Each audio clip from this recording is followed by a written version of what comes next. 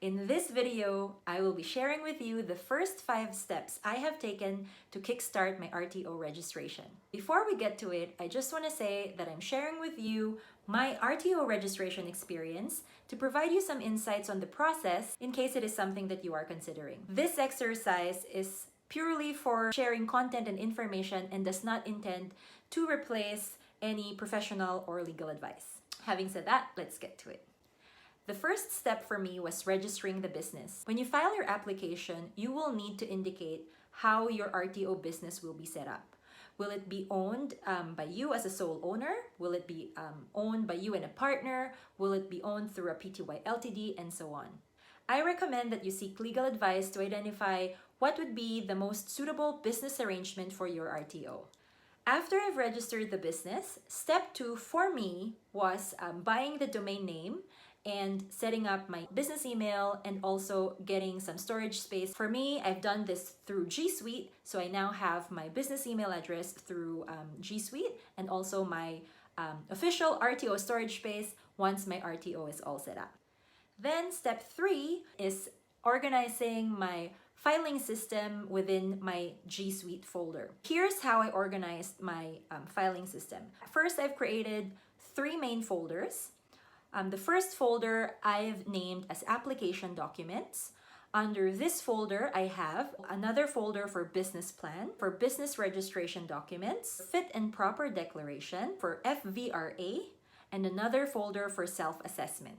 So those are the subfolders under my folder number 1, which is application documents. Within folder number 2, which is self-assessment documents, I have 4 subfolders: marketing documents, enrollment documents, training and assessment documents, and completion documents. Within marketing documents, I have there another subfolder for course brochures. Within the enrollment documents, I have 3 other subfolders, which is enrollment form, student handbook, and fee information sheet.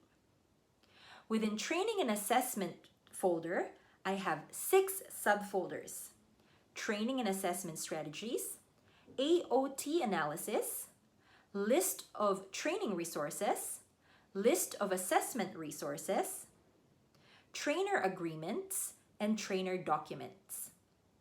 Within folder number 4, which is completion, I have 2 subfolders. 1 is testamers, and 2 is statement of attainment. And then under folder number 3, RTO documents, I'm leaving that empty for now. I've set it up this way so that this will act as my checklist as I complete all of the documents required for my application. Folder number 3, which is RTO documents, I've left blank for now because these are the other RTO documents that I will need to develop but are not required for the initial application. Folders under folder number 1 and folder number 2 are the documents that we need to develop before we file the application. Once I've set up my filing system, the next step for me is getting an Asquanet account. So to do this, just log on to asquanet.asqua.gov.au and then click on register a new account. Since you already have your business email, you can now register your Asquanet account under your business email. Just fill out the form, and then once you've set up your account, log on to asquanet.asqua.gov.au and then click on Registration New Application. Click on Applications for Initial VET and/or CRICOS registration. I'd like you to do this early on in the process so that you would see what the requirements are to lodge the application. And so you will work on these requirements with the end in mind. It would actually take up to 6 months to process the application. So I'd like you to focus on the requirements that are needed to file the application. You can work on the other documents while you're waiting to be called for the audit. Now I'd like you to fill out the form as much as you can. You won't be able to press the forward button if some of the fields are not filled out. However, you would still be able to move through the form if you click on the navigation pane on the left side of the screen. As you do that, I'd also like you to download 3 things. Under the details of people associated with the organization, I'd like you to scroll down and download the Fit and Proper Person Declaration. Fill out the rest of the form, and then when you reach the Financial Viability and Self-Assessment, I'd also like you to download the Financial Viability Risk Assessment Tool and the Self-Assessment. So there are 3 documents that I'd like you to download from this form. First is the Fit and Proper Person Declaration form, the Financial Viability Risk Assessment Tool, and the Self-Assessment Tool. Once you have downloaded those forms, save them in their respective folders in the filing system that we have created in step 3. And finally, we move on to step 5. Start writing down details for your business plan. There's something really powerful about getting stuff out of your head and on paper or on your computer. So I'd like you to actually sit down and consider these questions. So first question is, what training products will you be offering? In my case, I have a couple of considerations for choosing the training products that I want to add to the scope of my registration. One of the things that I considered is the cost of delivery. I want something that I can deliver myself. I also want something that I can deliver online so that I don't have to hire a venue. So considering those things, I've decided I want to deliver Diploma of Quality Auditing.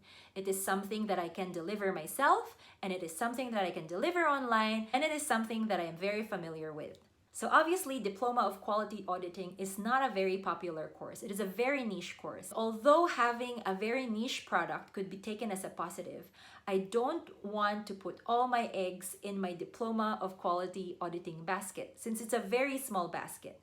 So I also want to add to scope something that has a bigger reach and a bigger market. I've done my research. I've looked at NCVer, what courses students are looking for, skills gap in different industries, what employers are looking for, and so on.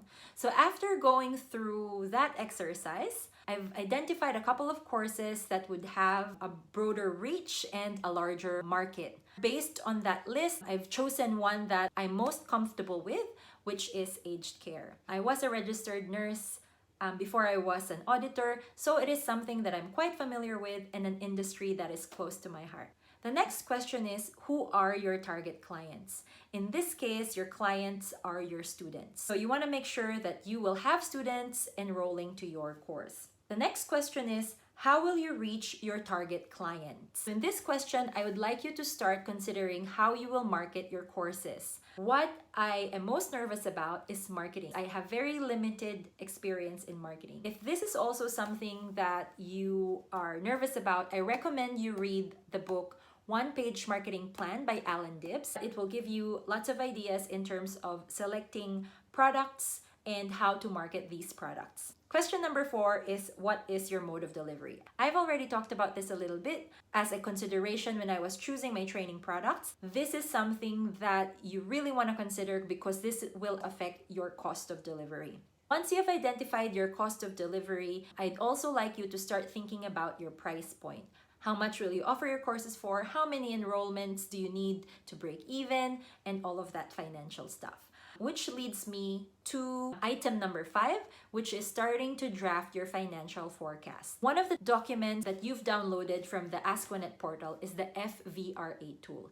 FVRA stands for Financial Viability Risk Assessment. This is very critical in your application. This is one of the requirements your ASQA auditor will check before proceeding to review the rest of your application. So these are the 5 steps that I have completed so far in the first week of my registration journey. I also want to say before I end this video that RTO registrations will vary depending on your application scope, what training products you are applying for, the modes of delivery, your area of delivery, your regulator, and so on. If you have limited experience, I highly recommend that you seek professional advice before deciding to do it yourself. 360 RTO Solutions actually offer free RTO registration consultations every day. I highly recommend these consultations as they are free and very informative. A lot of the resources that I will be using myself for my own RTO registrations are actually from 360 RTO Solutions. My boss has very kindly gifted them to me when I told him that I wanted to start my own RTO. Needless to say, I have full confidence in their registration tools, and if you want to see the tools, I will be showing them to you as I go. And I also want to say 360 RTO is not paying me to say this. They're not paying me to create these videos. They've actually gifted me those resources long before I knew I was going to make these series. So my opinion about their resources are my own, and like I said, I will be using them myself, so that's the reason why I'm recommending them to you. So that's it for my first video. The next video will be on the financial viability risk assessment. A lot of you guys have actually messaged me asking about financial viability requirements. So for the next video, I've organized an interview with an FVRA tool expert. So if you guys have any questions about the financial viability or how to complete the financial viability risk assessment tools, please comment down below and we'll make sure to answer all of your questions in the next video. In the meantime, thank you very much for watching and I'll see you again. Bye!